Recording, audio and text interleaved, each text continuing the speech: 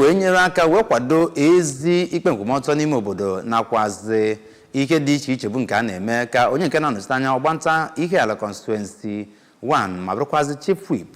na ụlọ nzukọ omebe iwu steeti a bụ barrister Jude Ngobili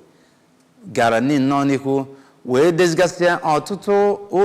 ụlọ ikpe bụ nke ewuru na mpaghara obodo Ihiala ma bụrụ nke ekepụtara eri afọ 1902 ya bụ nnukwute onye ọkaikpe nke steeti a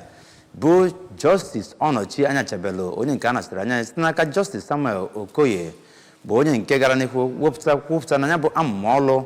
bụ nke magburu onwe ya. Onye nta aka anyị bụ Emmanuel Chigbata ga-ewetara gị ozi a.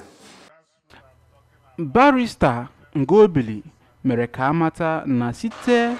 na ụlọ ikpe ahụ nke ọ rụgharịrị na ezi ikpe nkwụmọtọ ga-abụ nke ga-ejupụta n'okirikiri ya bụ ebe ma too aka na-achị steeti a maka ịkwado ndị omebe iwu. N'okwu ya ka Justice Anyachebelu toro Barrister Ngobili maka ya bụ amụma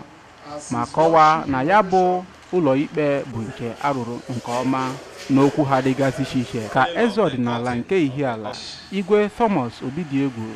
tinyekwere onye isi okpuru ọchịchị nke Ihiala Engineer Anayo Ojiako, onye isi Nigerian Bar Association nke Ihiala Barrister Felix Obinna nakwa onye isi Ihiala Customary Court Barrister Christian Okwudele kọwara ya bụ ụlọikpe dịka nke arịgharịrị n'oge kwesịrị ma kọwaa na ọ ga-enye aka maka ezi ikpe na ya bụ okirikiri. Site n'Ihiala, abụ m Emmanuel Chigbata maka akụkọ ụwa ABS.